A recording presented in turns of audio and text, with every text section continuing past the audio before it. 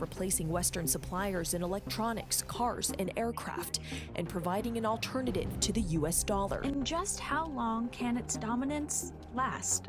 Crypto Rock, all Cryp Lord to know. Hey, listen, thank you for stopping by the channel. Hey, listen, got on all black today. Y'all know what that means. It's time to bury some stuff. Currently, the US dollar is the world reserve currency. Some countries, specifically Russia, China, Saudi Arabia, Brazil, Argentina, they've decided to go another route. Now, they're entitled to do what's best for their country. However, if you think any other country is going to surpass the US to become the world reserve currency, either you're crazy and I'm crazy. Come for the knowledge, stay for the truth, y'all. I'm about to ruffle some feathers today. This one is a good one. Let's talk about it.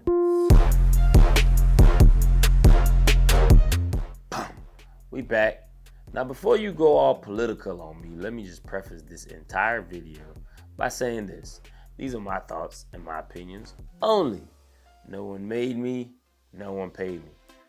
I don't care about politics, but I definitely talk about it, especially when it's part of my journey, because you know I'm always talking about crypto. Now, I pay attention and I make sure I'm aware. I vote in my country because I'm going to use that one voice that I have. All people deserve respect, and we were put on this planet to take care of it. Period, point blank. Now, let's get back into it. Now, I'm not saying that the U.S. is the most superior nation in the world. However, people do come to America for opportunities. Am I wrong? I'm really saying this because in this specific moment in time that we are realizing and witnessing, the U.S. dollar as the reserve world currency and fractional reserve banking systems are the reasons why the global economy is going through so much instability. Globally, I'm talking global, right? The centralized nature of the broken financial system is why we are here, at the precipice of change and transition to a new and a more dynamic, robust, and transparent system that gives opportunity for all. So you have to understand history, y'all. The US dollar became the world reserve currency because the US dollar was pegged to gold. The US owned and still owns the most gold in the world. 44 countries agreed through the Bretton Woods Agreement. Look it up. Remember to always do your own research, right? This is why the US dollar is stronger, which is why other countries and their currencies rely on the US dollar as a standard. This is fact. Now, I've said it before, money's value depends on the importance that people place on it. Anything, as a matter of fact, when you think about it, can be valuable if a community of people agree to it. If gold is the chosen item or product to have value according to a world standard of value, then it becomes the agreed on standard of value. Gold was chosen as the agreed on standard of value. The US had the most of it. The US dollar is the world reserve currency. That's a fact. Currently, banks, central banks, still hold about 60% of their foreign exchange reserve in dollars, in US dollars. Now, interesting to note are the countries who own the most gold. I looked it up. Of course, you know the US is number one, but the US owns 8,133.5 tons of gold. Germany coming in second with a little over 3,300. Italy in third with a little over 2,400. France in fourth with a little over 2,400. And then Russia in fifth with 2,301.6 tons. Now, if we were to go back to the gold standard, but can you see yourself, can you see your country using the Russian ruble or the Japanese yen or the Chinese yuan? Do you think that those can be the number one world currency? Just curious, comment below. Let me know what you think.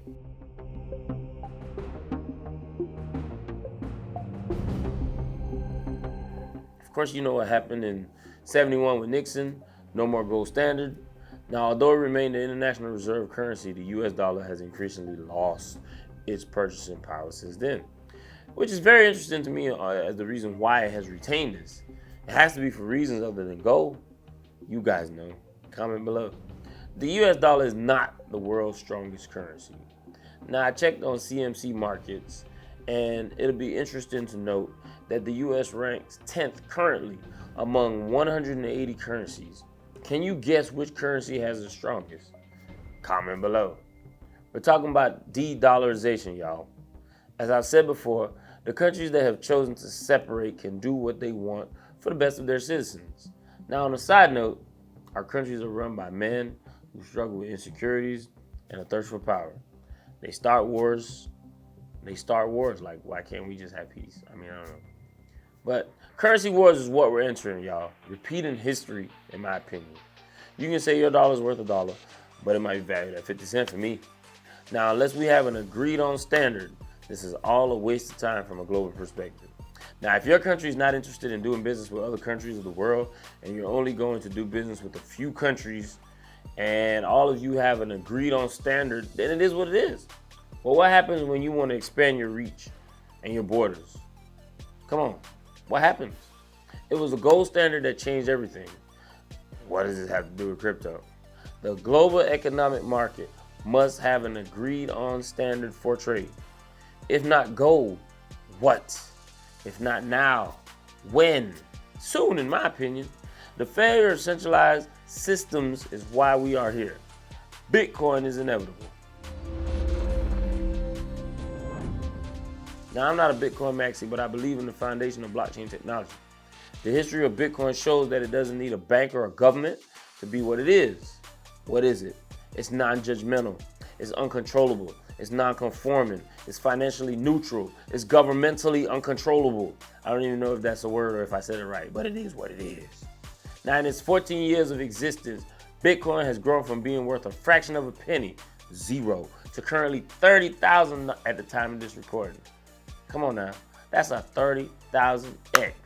I just wanted to give it to you from another perspective because you know your boy is always talking about crypto. But I'm looking at it globally, y'all. Just the bigger picture. The only way the U.S. is not threatened is if they embrace crypto and blockchain technology, starting with Bitcoin. If you don't embrace it, you get left behind. It is what it is. So, hey, 3 types of people in this world. Those who watch things happen, those who make things happen, and those who say what happened. Don't forget to follow us on our social media channels right here. Holla at somebody, holla at us. We're all about education. We're all about making sure everyone understands so they can make decisions that benefit them and the people around them. It's your boy, Crypto Rock, with For Crypto Culture. I'll catch y'all on the next one.